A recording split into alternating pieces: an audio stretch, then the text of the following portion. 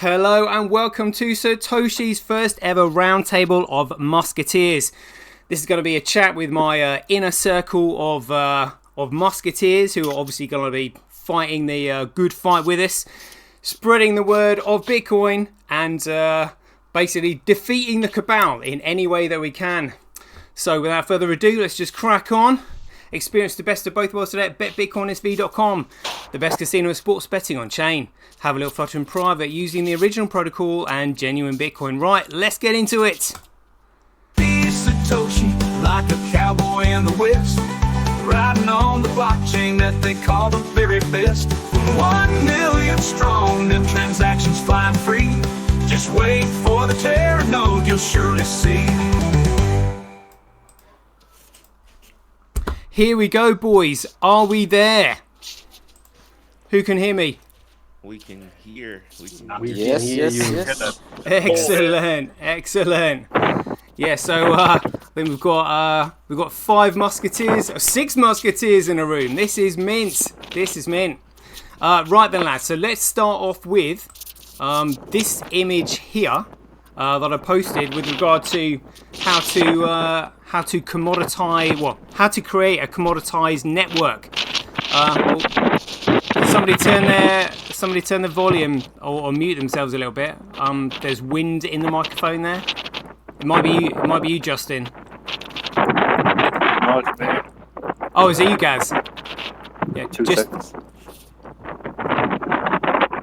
Yeah. Sounds like you're on the ski slopes, mate. Just there we go. That's a little bit better. Somebody was auditioning for Ski Sunday there. All right. So what did you lads think of this image? Because I've been going through these things in my mind, thinking like, how can I explain these things? We may as well go through these bits one by one, just for newbies who are looking for this, because in the future we're all going to have to be able to explain this to everybody in the clearest and simplest way possible. So without competition, there's no other way to distribute coins fairly, because if it's not competitive, then you're relying on someone handing it out. And this is where the term cryptocurrency came from, because people are saying, it uses SHA-256 to encrypt data, and the NSA created SHA-256, blah blah blah blah blah.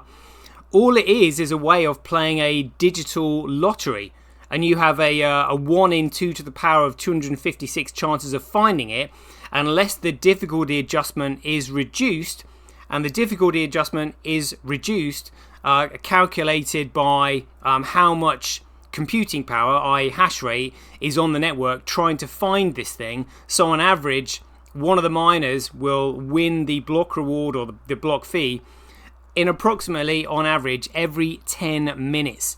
So any of you boys got any questions for me on that? Feel free. Does that make sense? It makes sense. I mean, Yeah. I love the graphic, and really what this is just explaining, like, to someone like me, is principles of creating utility, right? Because ultimately you need structure to create value, and this is exactly why, on your show you've been so big on pushing out the foundations of Bitcoin, because there's so many myths, like you say, that come from Cryptocurrency. Exactly. Like, everything's got a narrative. So the concept of decentralization, like you said, SHA-256, like the CIA made it, but all these things can be kind of debunked if you go back into the actual aspects of why things were put in the first place from the white paper, right? Mm-hmm. So just really interesting to see this like laid out, because I think if anyone's going to understand this, you've got to understand these principles, because they essentially make a sound money. And that's the big challenge, right? Is getting this kind of information out to the public so that they can discern and make the right choices in life, because we've gone away from value. And I think this is the exact reason why we've all come to this round table, because we look at things and say, well, hey, this doesn't look or feel right. You know, you're seeing crap getting pushed up to God knows what prices because people don't understand the concept of utility. And so the point that you're just making there, I don't have anything specific to say on SHA-256, but I understand, you know, the narrative of how it's been pushed out to give people the illusion that Bitcoin was created by some sort of intelligence agency behind the scenes, you know? Yeah, the NSA. So can you explain a SHA-256, Sunil? So it's a hashing algorithm. Basically it was so it keeps things. It was designed to keep things anonymous, right? So as you say, it's almost like, I guess it's in its own way. SHA-50, like you say, it's a lottery. It's kind of allowing people to, or entities to. Well, actually, I'm probably getting a bit confused now. So maybe you can help me out. Yeah. Okay. So when they say hash, what they mean is scramble. So it literally scrambles the data to the magnitude of 2 to the power of 256, which is 4.2 billion to the power of 8. So 4.2 billion times 4.2 billion times 4.2 billion, reoccurring 8 times. So it's absolutely literally astronomical, is the word. So there is, you can be sure to 2 to the power of 256 to 1, that if somebody has your data, that they are genuine, because it would take thousands of years, and billions and billions of dollars of computing power to actually crack 1 to the power, 1 in 2 to the power of 256. It's just absolutely massive.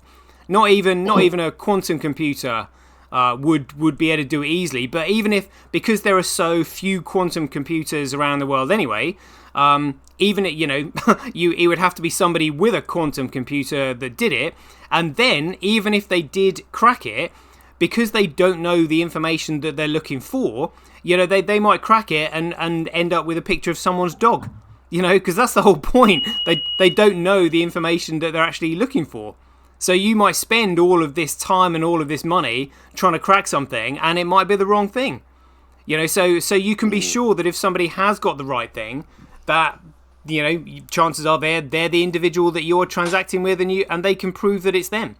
But literally, the only way you can either crack this is by having sharing your private and public keys to prove that you are the genuine recipient, or if somebody has cracked it, they would have to spend thousands of years and billions of dollars. But in the way that competition works is that when the first bit of data enters the memory pool, that bit of data that has the hash number created from the block header of the previous block, that's the one that has the Coinbase in.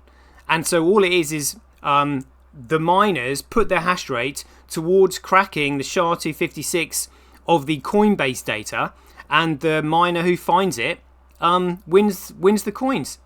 That's literally it. And without a form of competition, there is no other way to distribute the coins other than having a centralized source handing them out in a sort of socialist, communist fashion, for want of a better word, because they're in control of it.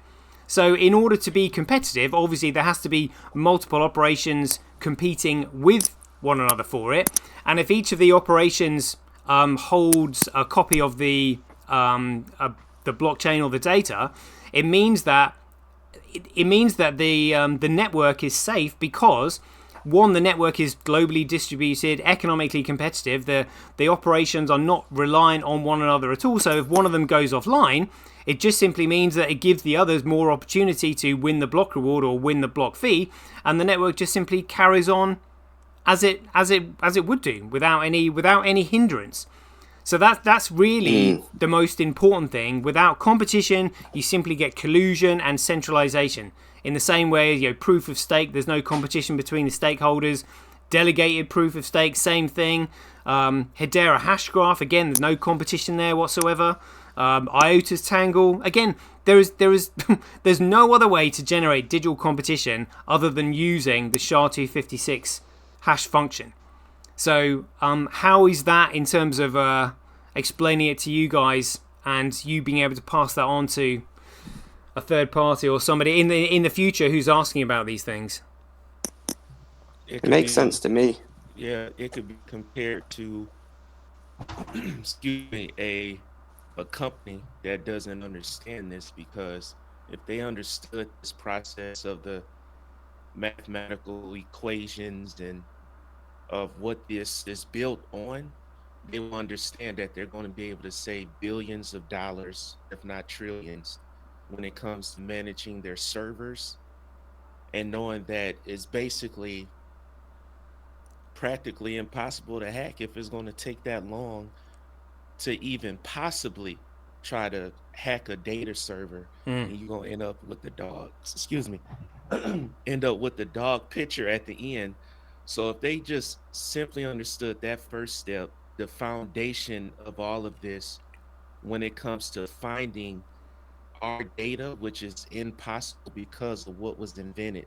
I forgot the inventor name. I think her name is Cynthia, something like that. Oh, Cynthia DeWerk. Yeah.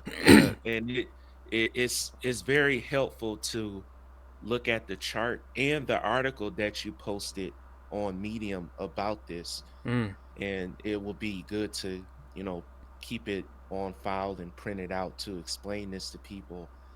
Not so much the math part of it, but to explain how big it is. And you're basically trapped in a forest, in a crossword puzzle, in a maze, and you can't get out. Well, yeah, and if everyone knew that when they're uploading their data onto the network is globally distributed and economically competitive, then they can be sure that their data is safe. And because their data is linked via hash numbers to somebody else's random bit of data that's on the network, and therefore their data can't be deleted, and the other bit of data can't be deleted, they can be sure that the data is safe. So this is huge for financial transactions. It's massive for financial transactions because they cannot be deleted, and financial transactions carry value with it. So in other words, that's probably the most important form of digital data to ensure that it can't be deleted. It's a beautiful system. Yeah, it's essentially a contract, right? Well, it's more the fact that if the data is on a globally distributed, economically competitive network, there's no central point of failure. So it can't simply be taken down. And all the operations who are sustaining the network have an economic incentive to stay up and maintain it because they win the block fee and the block reward. And then if they know, if the users of the network understand that their data is linked via hash numbers to other bits of data, and therefore their bit of data can't ever be changed because the hash number can't be changed because it's linked to others, then the data is safe because you've effectively got a single network where all the data is linked together, but the foundation of that network is globally distributed and economically competitive, so there's no central point of failure. Then it's just like, okay, that makes sense. The genius of this, so Craig didn't invent he didn't invent SHA-256, he obviously created the 21 million Bitcoin. I'm not sure if he created NFT. Actually, he might have created NFT data, because you can only have non-fungible token data on a network that doesn't have any central point of failure. So, and he's got all these other patents, but he realized very, very simply that what gives a transaction authority and value is the digital signature, which is why he said in section 2 of the white paper, we define an electronic coin as a chain of digital signatures. So that's it. You're sending a bit of NFT data with your digital signature on it. So because that NFT data, the 21 million tokens, is fixed in supply, and the more people who use the network give it more value, therefore you have to send that bit of NFT data with your digital signature on it to say, yep, I can prove that's me and I've sent it to the individual that I'm transacting with. But the only thing you can see on the network is the wallet addresses that the transaction has gone between, because it's the living men and women who are behind that, and the only people who know who's involved in the trade are the two people trading with each other. That's literally it. It's the chain of digital signatures, and in order to comprehend that it's the chain of digital signatures that creates this private network and validates the transaction, it just means that somebody must have had an understanding in law that it's the signature that validates it, and therefore we now have digital signatures which have the same standing in law as wet ink signatures. It's brilliant. So that's pretty much it. You've got an economically competitive foundation, and then extending from that is the chain of digital signatures. That's literally what Bitcoin is. It's an economically competitive foundation with a chain of digital signatures extending from it, so that you effectively create a private association, because the chain of digital signatures means that every individual knows who the other individual is prior to that, like connect them with wallets. But that's it. That's literally it. So you're moving accountability and responsibility from the foundation of the network, the miners who just simply compete to crack SHA-256, moving accountability and responsibility onto the users of the network through the chain of digital signatures, meaning that the users are now accountable for how they use the network. So if there's criminal activity taking place, it's not on the shoulders of the miners. The criminal activity is on the shoulders of the individual who made that transaction, because their signature is on it and it can't be deleted, which means eventually they'll probably be hunted down and found out. So it encourages good, honest, law-abiding behavior. Like it's amazing. So does anybody think they could probably explain that in their own words? Sonil, Beroshi, Pascal? So when it comes to the process of competing on the network, how were the miners able to start this competition on the SHA-256, even though they're able to find it? That's the reward that they get. But how is that different from a hacker trying to attempt to steal data? I'm not clear on that part. Like, how did they set that up with the miners, but the system itself can't be hacked? So I'm confused on that part. Yeah. So you just simply download the software. You download the open source software that then allows you to add hash rate to it and try to find the SHA-256 of the first bit of data that enters the memory pool. And this is what the miners downloaded? Yeah. So the miners just simply download the software that enables them to add hash rate or computing power in order to compete to find SHA-256 of the block reward that is attached to the first bit of data that enters the memory pool. Now, when I held, this was back in maybe 2015, 16, I held a meetup with a friend of mine at that time, and I was put on the spot about the blockchain. Like, what is the blockchain? And it was, I compared it to just a long receipt at the store. And after you get all your groceries and your items, whatnot, and at the end, after everything is scanned, you have all the things that you purchase on the receipt.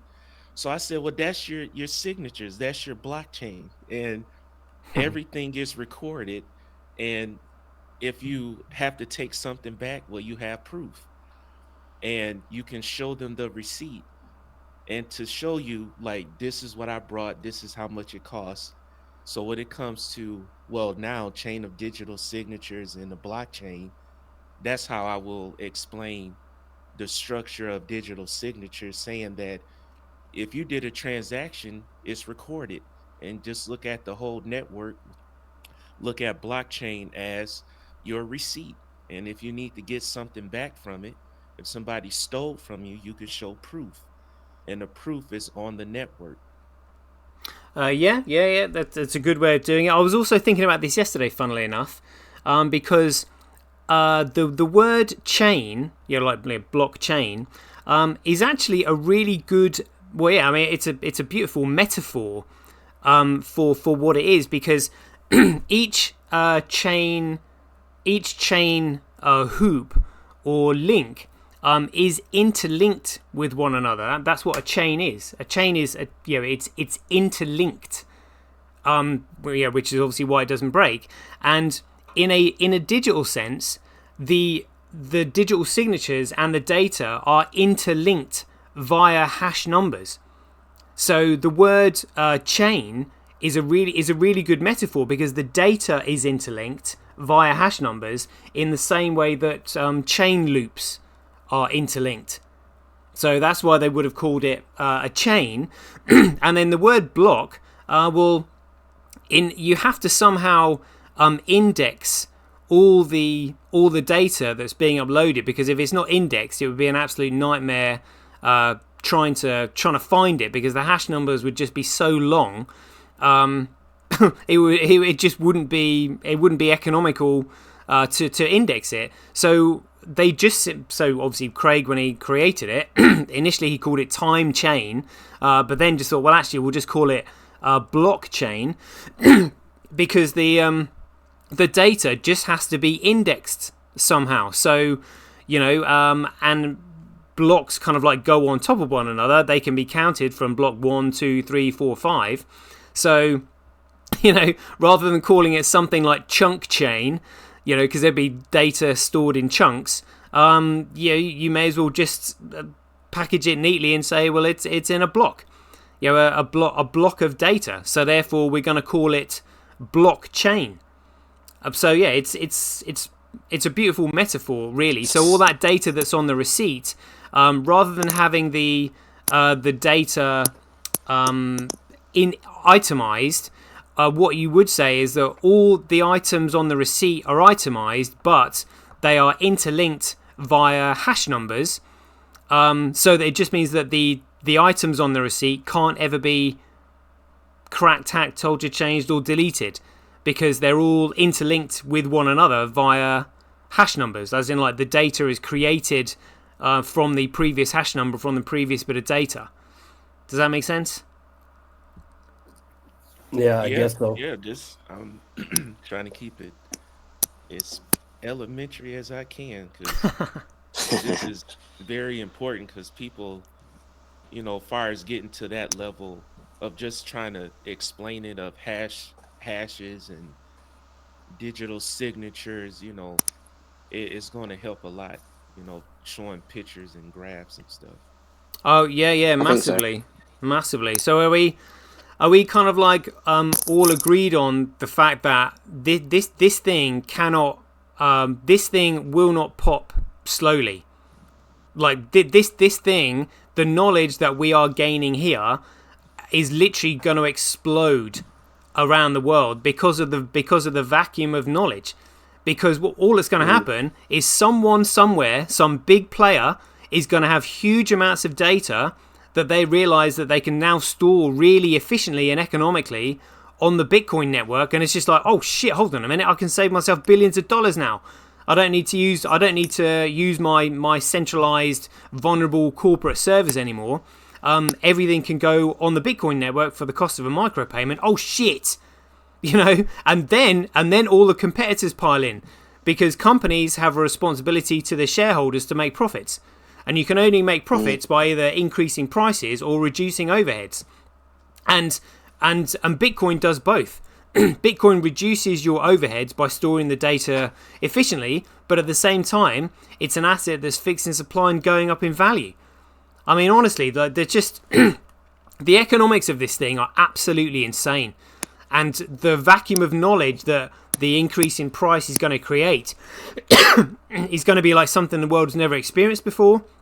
So that's why we kind of like have to nail these definitions down now, because the more people that start using this, the safer we become from the cabal, who are clearly trying to kill everybody.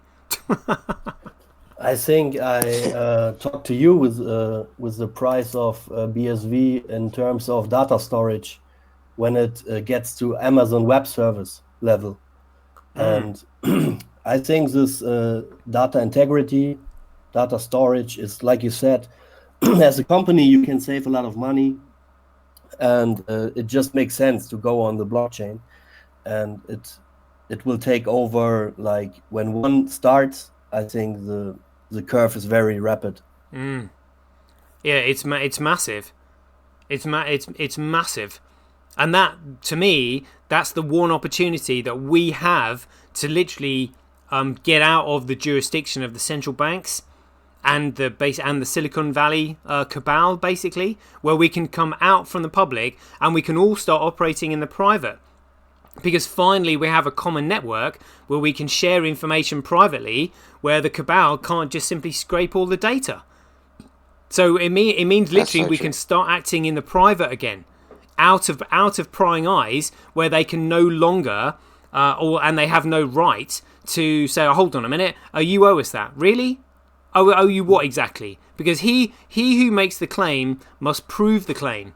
And if they're saying that you owe them tax, well, they need to prove it. You owe me tax. Oh, do I? Okay, well, how much do I owe you? Oh, you don't know? Well, how? If you don't know how much tax I owe you, why are you saying that I owe you tax? Oh, well, we need to see this. Oh, yeah? Well, says who? It looks like here you're a private company that's got absolutely no authority whatsoever over me as a private individual. And if you're the government, you're a public servant. You know, I now no longer give you my consent to govern me. F off. Because that's what they're relying on. Consent, right? It's taking back the power. Yeah, it is. And they should come grovelling to us as public servants. What can I do for you? What bidding can I do of yours? Because if I don't do your bidding, you're not going to pay me. That's right, I'm not going to pay you. And that's how it should be. But the only reason we're in this situation that we're in is because the government is in bed with the banks. They don't need us. The banks print this shit from nothing, and they just pay the politicians to do their bidding rather than public services.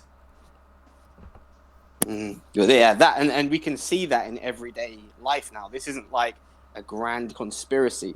You can see society for the average person is degrading a lot of the time, you know, and just because of the system, you know, a corrupt system, it eventually will come back down to the people at the bottom, and that's what we're seeing. And I think with the conversation that we've just had, it just shows that we are in desperate need of something that does protect our data, because data is such a huge thing, right? Like, I mean, how much? Yeah. I think I was reading that everyone was worth like 17 million a year or something like that, just on your data output, you know, and we don't even see any of that. We get advertised at, we get pushed at, we get, you know, every which way they want to push and pull us, they can do.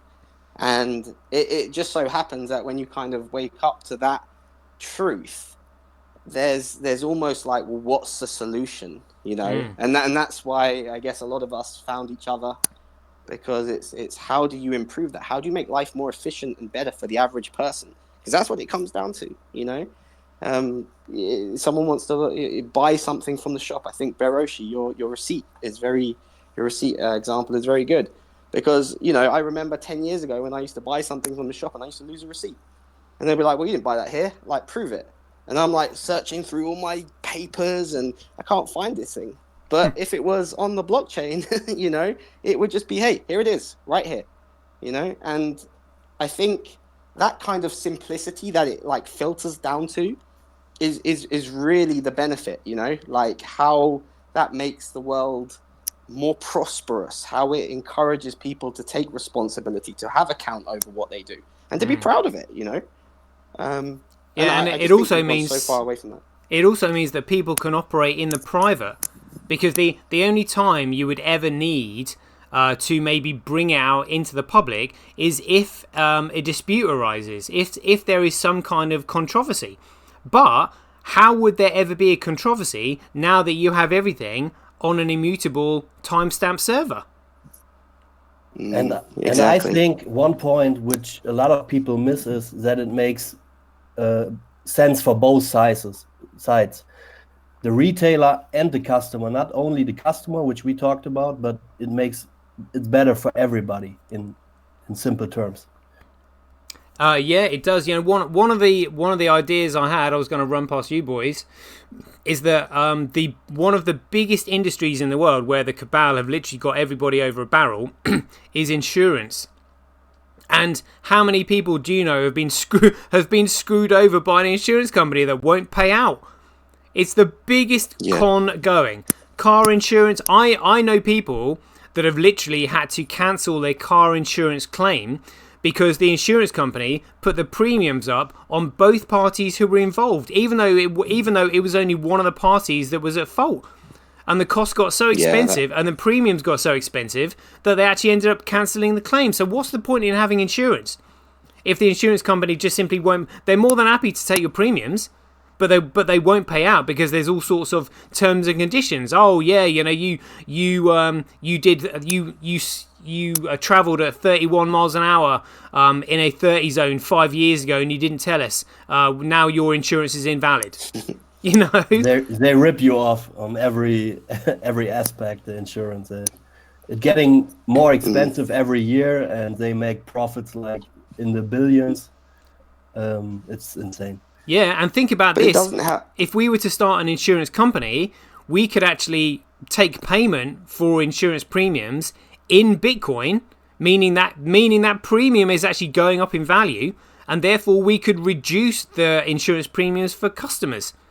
Something like this has to be done. It's absolutely essential. And us boys being in here really early, having, you know, numerous coins that we've bought for like literally under $50, you know, that's going to be worth millions.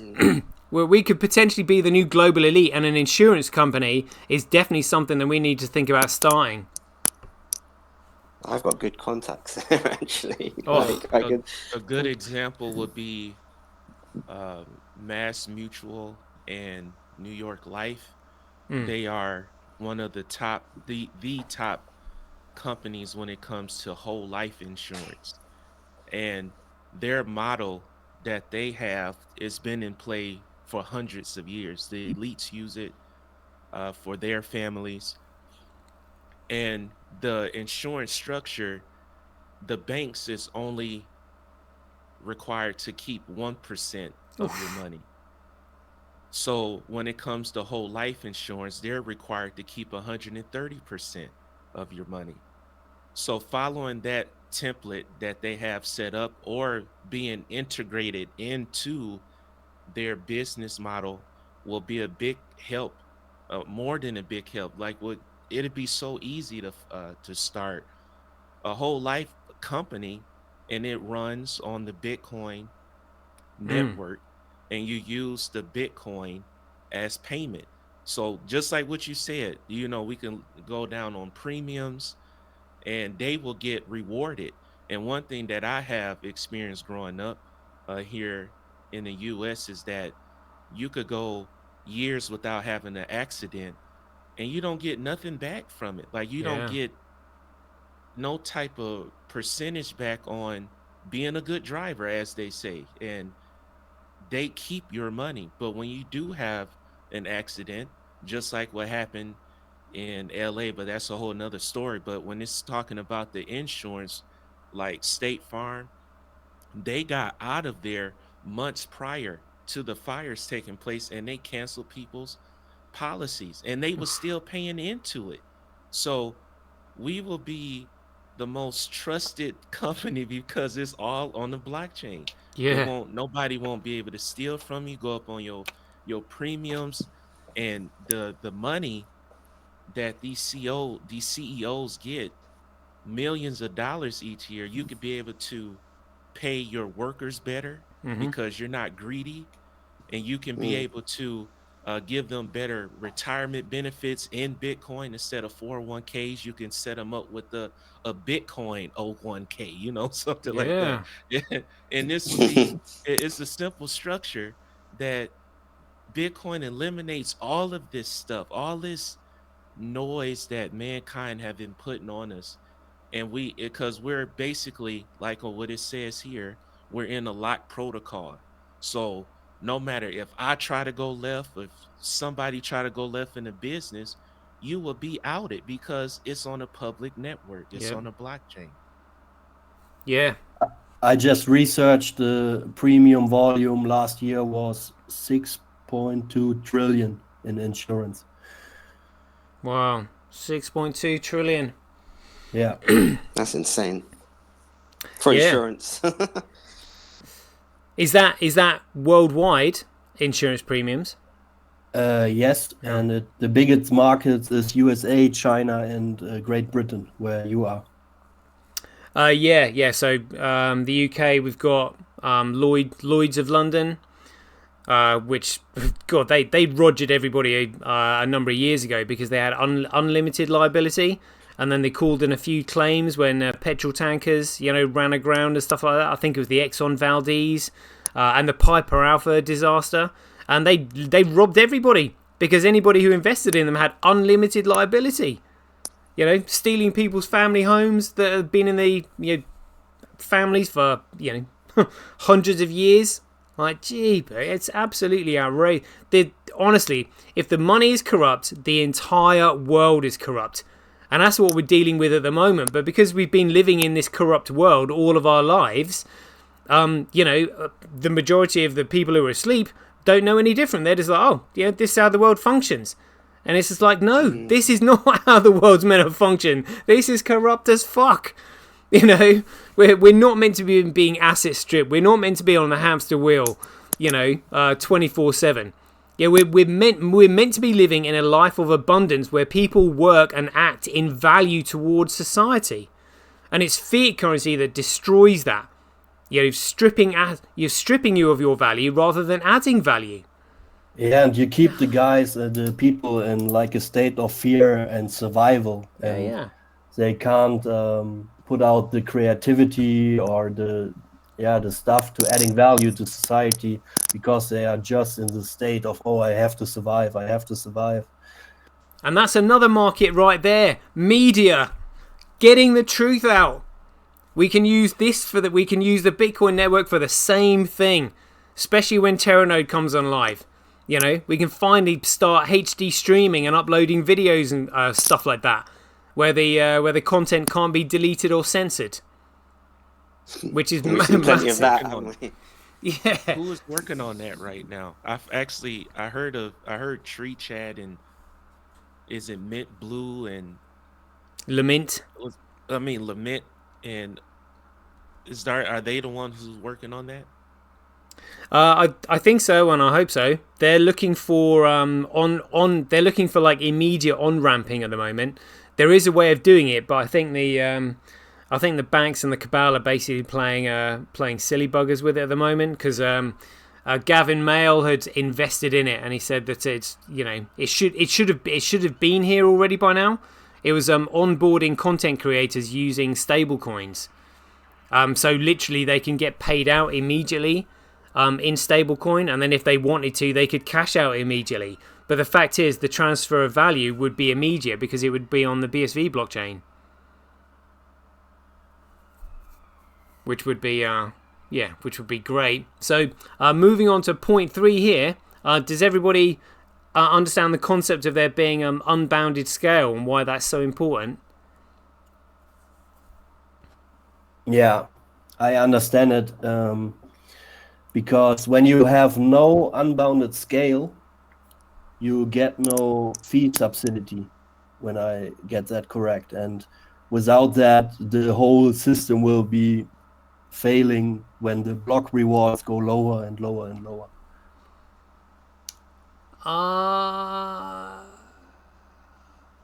So the block fee has to continually increase due to volume of utility, effectively. And transactions, yes. If you have low transactions, you get not enough fee. Yeah. for the miners, I think. That's correct. That's correct. So is everybody here? Well, actually, see if you guys agree with me on this. So you probably all remember very early on, Craig was goading others. He was like, look, come in and compete with me. Basically, knowing that he had initially created Bitcoin with a memory pool, knowing that the memory pool was more than sufficient for worldwide payment mechanisms, but not suitably efficient or scalable for a worldwide internet in terms of social media. So he's basically goaded and encouraged all these scammers to come in and copy his design, with a memory pool, knowing in the future that the memory pool wouldn't be sufficient, and therefore their copycat designs would be exposed because they can't scale, because he's the only one that knew how to scale it. So really, Bitcoin is Terranode because he wouldn't have created Bitcoin unless he already had Terranode in the bag, because he knew that unbounded scale was absolutely essential. So until you've solved the unbounded scaling problem, you couldn't really create Bitcoin. So I suspect Craig had Terranode in the bag, and he'd already solved the unbounded scaling problem before he created Bitcoin.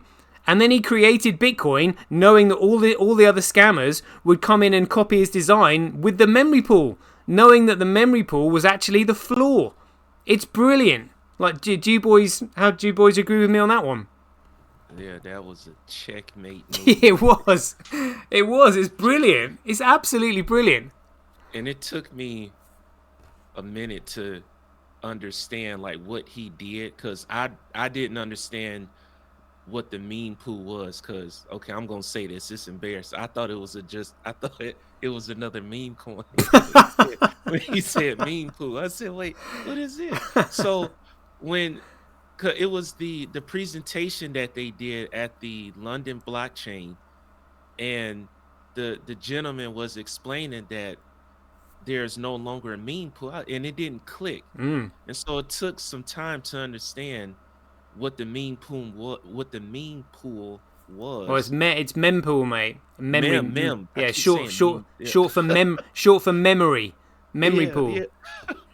And when he said they removed it, I was like, well, how? I thought that's what it was for. And then you find out later that it was all part of, the setup that he was going to be creating a Terranode, and now it could just go on and on and on. It's uncapped. Yeah, I would love to see what this thing looks like, because well, as everybody knows at the moment, the memory pool gets filled up with bits of memory data, and then when SHA-256 is found, the block is capped, the block header created, and then it carries on.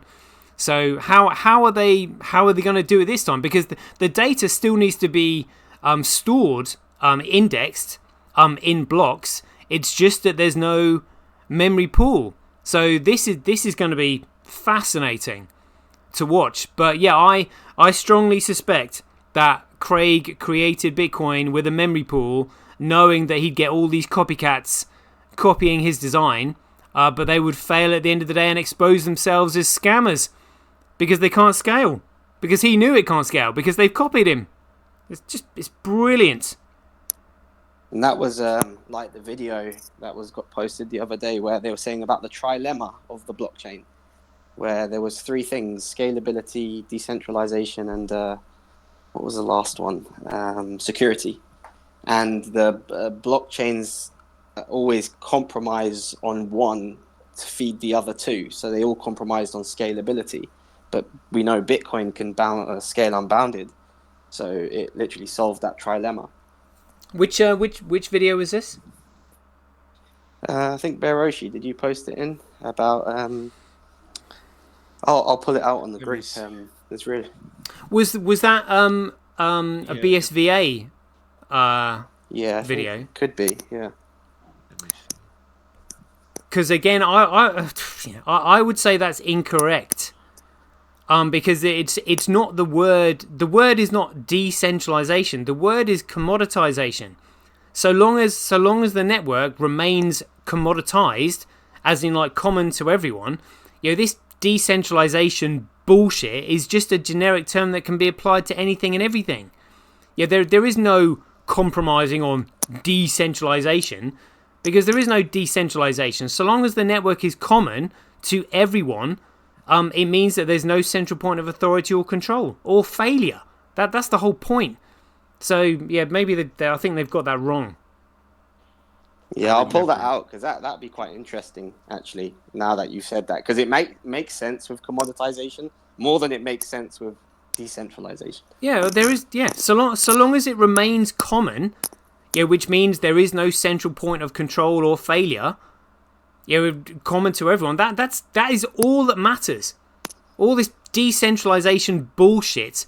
I guess they're maybe using the term decentralized to mean distributed.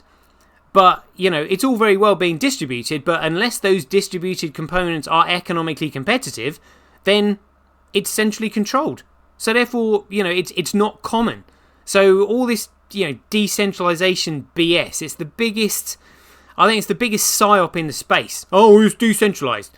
Because that's why you've got the cabal going, oh yeah, well, we all need to run it on a Raspberry Pi, a Greg coin, oh yeah, that it needs to be sufficiently decentralized so that we can all run it on our laptops. How the F can you run a worldwide data network on your own effing laptop?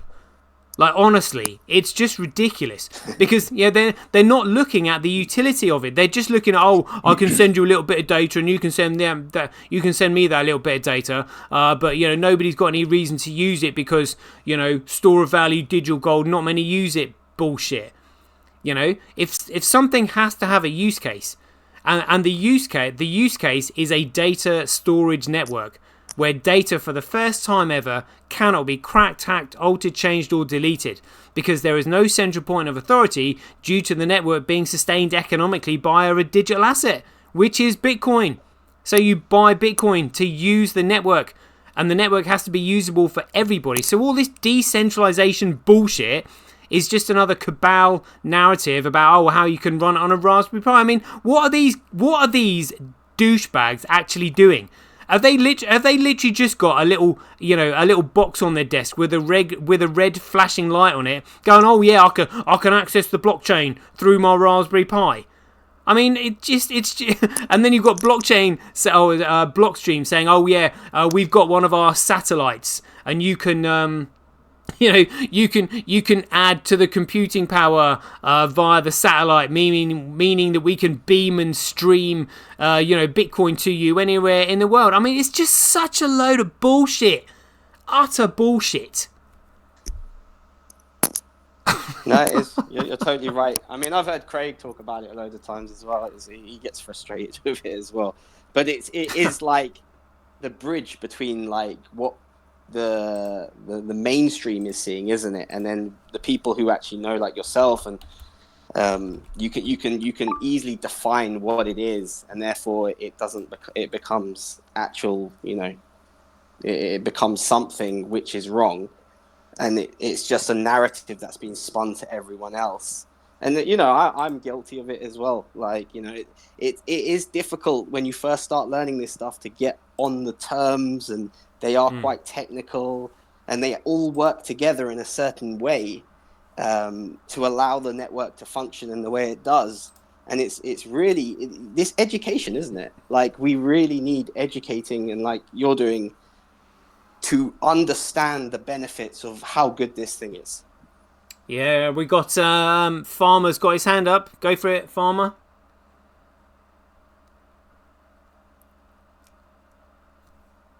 That's you, Justin. Did you put your hand up because you want to talk? You might have to just unmute yourself. Yeah, you can go for it, Justin. I think he has technical issues, maybe. Can you hear me now? Hey, there we go. Hey. That's better. I'd go out and come back in. For some reason, mic wouldn't work. That's all right, mate. So the whole decentralization thing I think it's a journey thing. you come full circle on it. So when you get into cryptocurrency, the first, like to start with, everyone's like decentralization, less rules, let's be rebels, you know, F the banks, all this sort of stuff. And when you actually get round full circle, you realise, no, you want structured rules that can't be broken, meaning those at the top and those at the bottom have got the same game to play on. You know, we're all on the same board. And I say it to people all the time now, and they go, oh, decentralization. I was like, no, that means less rules, which banks and big companies and hedge funds win more.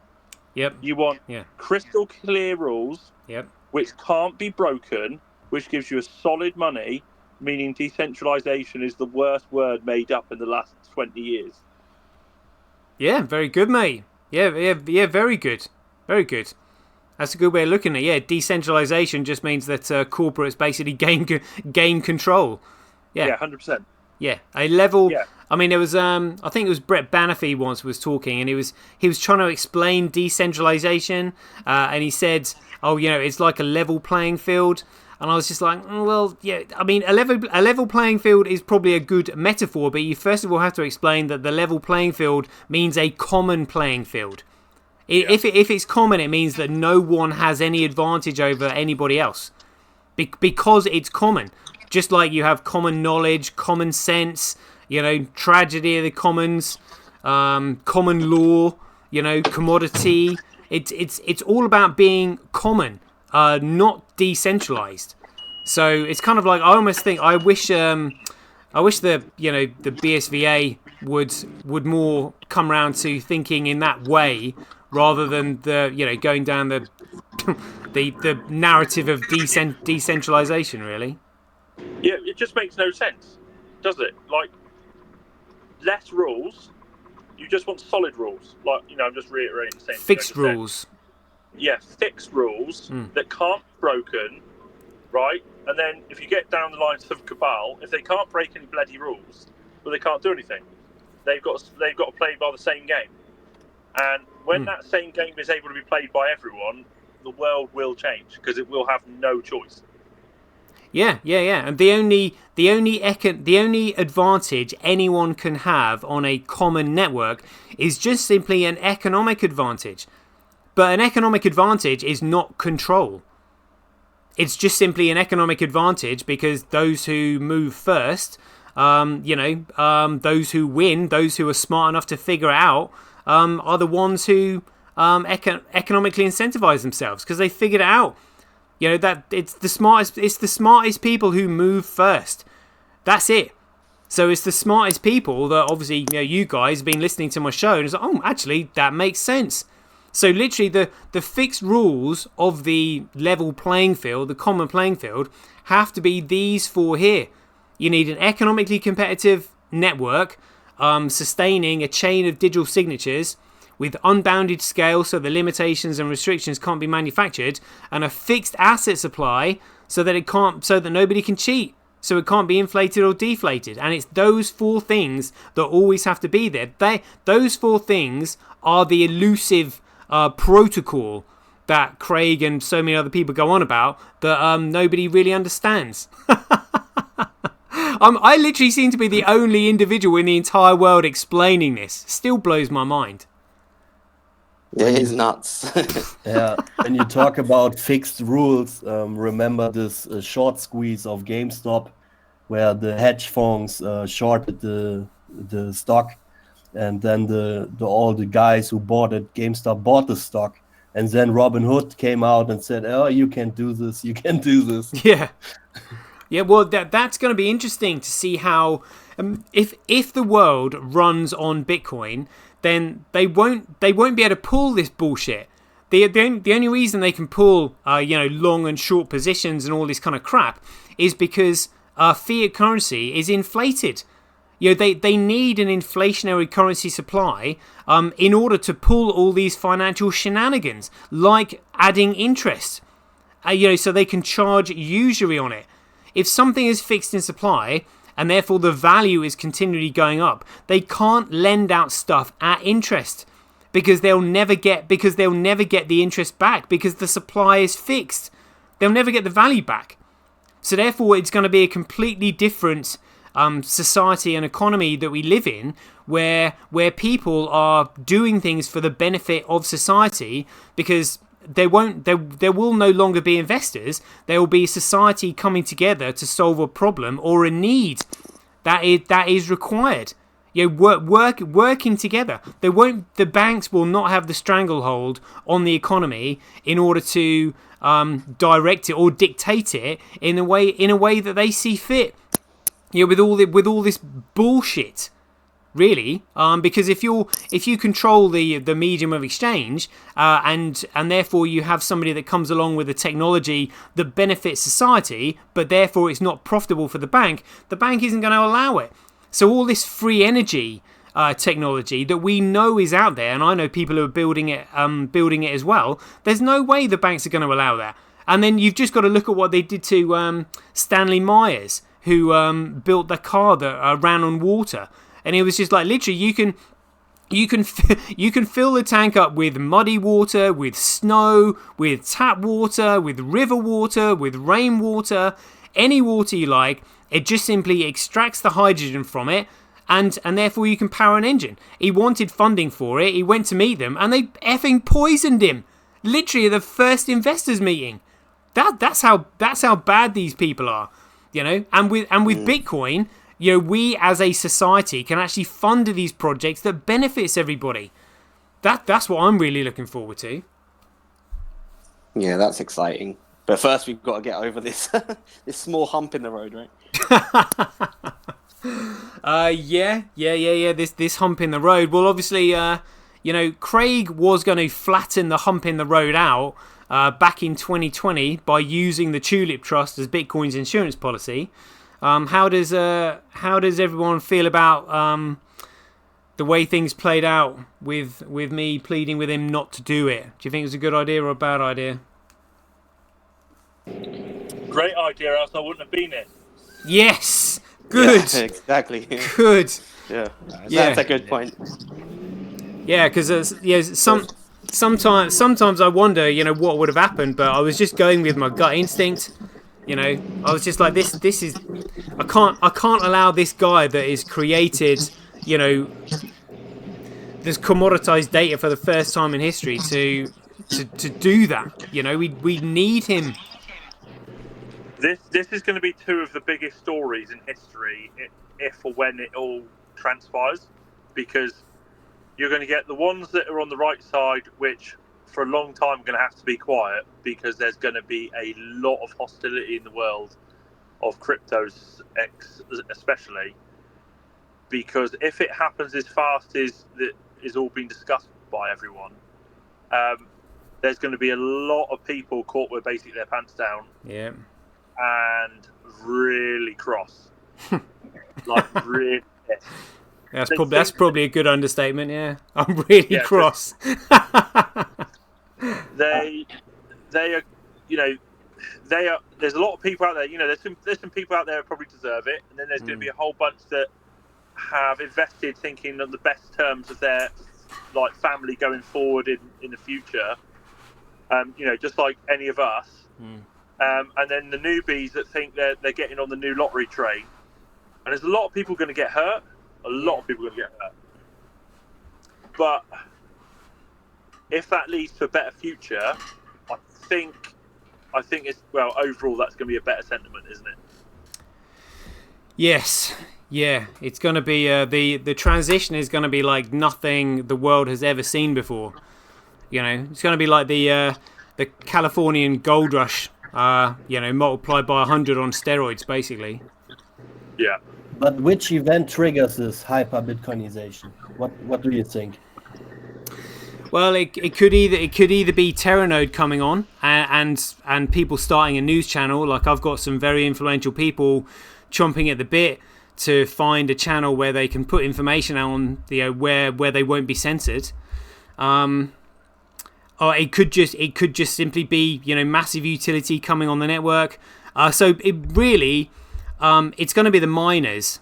It's the miners that are going to trigger this hyper Bitcoinization, because they're the largest bag holders of coins in the entire world. So if you economically incentivize them to come over onto BSV because of the block fee, That's what's going to trigger it. Nothing can stop that, and that's pure economic incentive.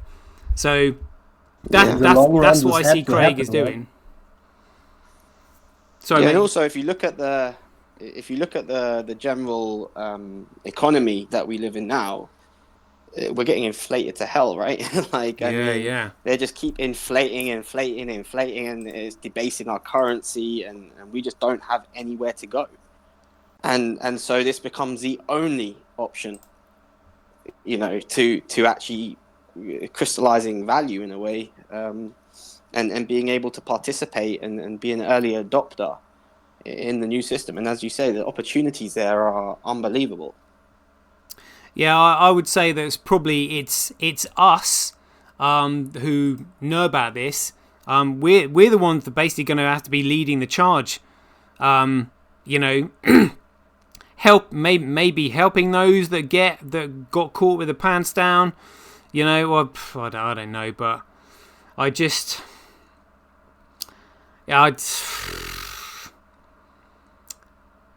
But the thing is, though, the cabal have encouraged, pension companies to get involved in BTC. I know people that have put their life savings into it, are believing this digital gold store of value narrative BS.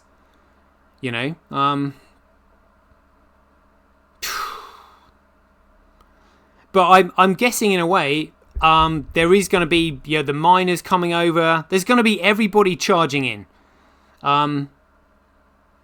There are going to be losers, but the thing is, though, at the end of the day, everybody wins because we finally have a money that is outside of the control of the cabal and the central banks, which means we're free. So, in that respect, nobody loses, and all these all these shitcoiners in BTC. the only thing their bottom line is dollar value.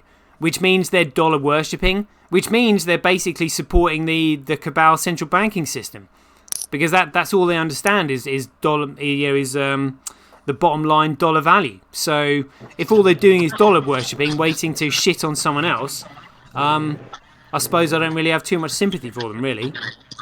Yeah, but we got to have a little bit of sympathy for them, because we've all of us have been through probably the depression cycle of losing money. We're just ahead of the cycle. So, but it's like there's some that are going to probably deserve it because they're greedy and arrogant and they're throwing it around, and then there's those that really think they're doing the best thing for their family. That we're going to have they're going to be need a slight bit of compassion, I think, to those. But there's going to be both on the table, isn't there? But all in all, it is hopefully going to be a better future because as there's like the City of London is financial capital of the world. I think we all know that. And Britain is looking at a catastrophic black swan event. Feels like it's looming at any point in time. When you've got a government that is attacking every single sector. Yeah. Out of the last 5-6 days, inheritance tax on the military. Oof. You're trying to hit you're trying to hit those that save you. You're trying to hit and keep you safe. You're hitting the ones that feed you. That is a government that is literally going into the pits. Yeah, exactly that. It's on self-destruct mode. Something's coming. Mm-hmm. That is massive. So when did they start aiming at the military for inheritance? It come out the last 5 or 7 days. Really? Yeah. Down in Devon where I am, there's loads of. We've got the Marines, we've got the Army, and they're all livid. The veterans groups, they're absolutely pissed. Oh, mate, the farmers have got a chance now to align with them. Well, exactly. We are working on it. Like the rebellion is working hard. But again, when you're really awake and you understand protest is to agree. Unity is really the only thing that you're going for. That there's such a mass, overwhelming unity that a government step down. Do you know what I mean? Yeah, I can feel a political party emerging from this conversation. Well, if BSV would like to move, I'd be coming to look for people for investors in a new, not agriculture union, but United Food Union. Oh, So that sounds cool. Fisheries as well. Bring the fisheries, transport, and food of farmers all into one umbrella to defend going forward. So, but if you give Craigie boy a nudge, Tosh, or see if you can trigger the black swan sooner rather than later, we could get this job wrapped up pretty quick. Oh well. Next time we have this round table, how would you boys feel if Craig came on like privately? I could always ask him. Oh, amazing! Yeah. Yeah, that'd be. Yeah, that'd be awesome. Would be awesome, man. I think it'd be safe. I think personally, he'd feel safer talking with us. We're not control, nobody paying us, and he could have a comfort lane talking with us. Yeah, mate. Yeah. The only thing is, I will say, is like I did that once before, and I had sort of like a private group. This was during the hash war actually, and I said to the boys, I was just like, oh look, and girls, I was just like, oh look, Craig might come in and join us, because like the banter was amazing during the hash war in this group. Everybody was like trying to find out what was going on and who was doing what. Like it was epic. And then obviously the pinnacle was probably getting Craig in, because Craig was BSV, and we had like Jimmy Wynn was in the group. I got Shadders in the group. I got Neil Armstrong in the group, and there was a few others. And then and then I said, look boys, I think like Craig's about to come in. And they were like, no way. And I was like, no, seriously, I think he'll pop in. And then Craig just popped in. He's like, oh, howdy. And like, I shit you not, suddenly the group just shut up and everybody started DMing me. And I was just like, what the fuck? I was just like, put all the messages in the group. This is ridiculous. So in a way that was like, oh god, it was so funny. It was almost like I'd reached the pinnacle of like, we've got a group and we've got the man himself in it, Craig, and it destroyed the group. Ironically, how crazy is that? But yeah, that was amazing back in the day. Who was around it during the hash war? Any of you boys? No. Which year was it? 2018, 17? Yeah, it was 2018 was the 2018 November 2018 was the hash war. Yeah, I was around. I didn't keep up with it, to be honest. Oh. Yeah, maybe I'm showing my age here now. I can't believe that was 2018. We're now 2025. Jeepers. It's old man. I know. Oh god, time flies when you're having fun. Honestly, it's like, holy shit, have I really been in here for that long? What have I been doing with myself? Like, jeepers. Well, the thing is though, there has never been a fight like this for the continuation of our species. This is it. If ever I was going to stick my foot in somewhere, this was going to be it. There is no prize. There is no prize for second place here. So yeah. And it benefits everyone. That's the thing. It doesn't just benefit yourself. And I think all this stuff is really leading to me looking at like the mindset changes, because I think that's where it's really touching. Obviously with the problems that we have in the UK, because obviously a lot of us live in the UK. We can see it. We can see the issues, and we can see almost the parasitical nature of people, that no one wants to help.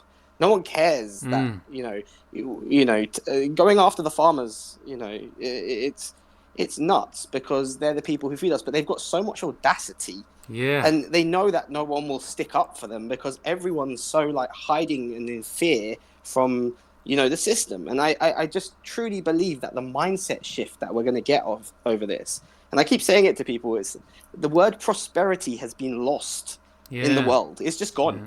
And I think that this is the sort of stance, this sort of fight right now is what's going to bring that prosperity back to people, and that's what we were saying before. Like everyone wins, even if you lose short term in this, everyone will want to help each other, because money doesn't have any power anymore. That's very true. That's very true. Yeah. I just thought of a name then. You know, combining farmers with the army, the farmy. Yeah, love it. Very The creative. Yeah. Oh. So do you boys get these sort of 4 elements that always have to be in place? So you know, this is why Craig was saying he had to create Bitcoin with all these different forms of. I think it was I can't remember what he said. He had to design Bitcoin with as many mechanisms in it as possible, so people could build whatever they want. But they all had to be in there from the beginning. Because you can't alter the protocol. The protocol has to be fixed from day one, which is why the 21 million had to have been it has to have been programmed in before block number 1 had been mined, because they have to have been programmed in. Which to fix them really, so that it can't be inflated or right now? We on number 4, the fixed asset. Yeah. Or did we? Okay. So why was 21 million the number for the supply? Good question. I'll have to refresh my memory. I know that I've got it in my 365 days of Bitcoin history. Craig did explain it. I suspect it might be to do with the fact that 21 is a harshad number, which basically translates in the transcript to joy giver. So he might have chosen it because of that. Because I know when I helped. No, I heard it. I was listening to a video the other day, and basically, the number 21 million came from the block rewards. So he started with 50, went down to 25, 12 and a half, 6 and a quarter, 3 and an eighth, and that's how the 21 million came about. So he didn't pick 21 million. He just started with the block rewards and worked backwards that way, and that's how the 21 million coins. That's how he came to that figure. I was listening to one of his old videos that Truth Machine uploaded to YouTube. Like they're brilliant. They're absolutely brilliant. I've been listening to all of them. And really obviously really good. Yeah, the years old, but the knowledge is just like there's just absolutely no dispute as far as I'm concerned that this guy is Satoshi. If you watch the videos, he's like, if you watch the videos, like there's just no way he can't be, you know. There was even one point he was going on about like small businesses now that work on small percentages and that, and then card machines, Visas, MasterCard, they take a percentage. Yep. And he said BSV for them would be amazing. Like, well, Bitcoin for them would be amazing, you know. So like the knowledge from them all videos, and they're in bite-sized bits as well, 15 minutes. So it's brilliant, absolutely brilliant. So yeah, he said that the number 21 million came from the block reward. Right, brilliant. And did you know that that block reward that he's done here matches the probability starting at like if you're playing red or black down the casino, because the first probability is 50-50. So the block reward started out at 50, and then the next one is 75-25. So it goes from 50, 25, 12.5, 6.25, 3.12, 1.56. And that's literally the probability starting at 50-50. Playing red or black. Brilliant. Yeah, so I wonder if that had anything to do with it. Because there's nothing was by accident, was it? So the thing is, though, there is definitely something about the number 21 that Craig likes, because you've got the block reward cut in half every 210,000 blocks. So you've still got your that you've got a 21 there, you know. There's definitely something about 21. So he's purposely chosen the block reward to be cut in half every 210,000 blocks. But I suppose 210,000 blocks every 10 minutes is precisely 4 years. It's precisely 4 years. Yeah. Didn't someone said that he chose the 21 because it was the population of Australia at that time, 2008? Someone said this. Yeah. I mean, there's a lot of speculation there. Craig also being, I think he has a PhD in theology or something like that. In 21, there's the 3 times 7 or the 777, which is basically all over the Bible. So it might be symbolic as well, right? It's a representation of God, the Trinity, because you have 777, and God does a lot of rules with this number 7. Oh, Yes, number. That's interesting. And obviously he's a reverend as well, isn't he? I believe so. Yeah, I think. I mean, he said he was a reverend. Whether he's still Christian or not, I don't know, because he hasn't really talked about it recently. At least not to my knowledge.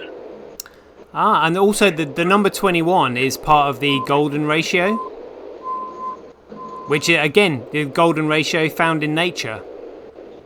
And again, one of the reasons you can't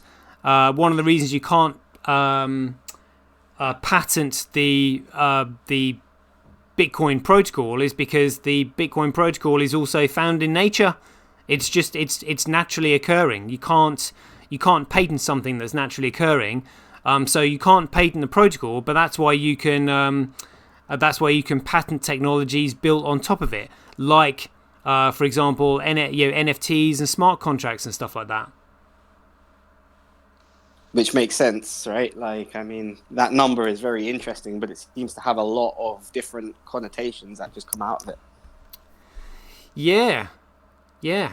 I'm sure I've got somewhere on my 365 days of Bitcoin history where he explains it, as in writes it down and explains it to somebody as to why there's 21 million. I will put that on my list of things to do. Yeah. It would be a great question to ask him for when he comes on the chat. We should have like a repository of questions that we come up with that we can just like keep to ask him for later. Yeah, I'm sure somebody's asked him that before. I'm pretty sure it was Jerry Chan who's questioned him about that. I'll see if I can dig out the. I'll see what I can find on it. Yeah, and I'll put it in the chat here. Yeah. Great. That'll be excellent. Right, gents, it's been 1 hour 18 minutes. This has been great. I've got to jump on a call in a minute with Riley and some of the guys from the Veritasium DAO, because they want to explain to me about what's gone on with the Veritasium token and basically how it's a security. So I'll go get some food before I jump on that. But this has been awesome, chaps. We'll have to do this again if you're all. No, it's been really good. Yeah, it was cool. Definitely up front. 100%. Yeah, all right then. Right, well, I will try and find. Well, tell you what we'll do, because I will always have topics of discussion. And next time we do this, we'll probably just have like a topic, go for about 45 minutes, because there is endless topics of conversation to have about Bitcoin, endless.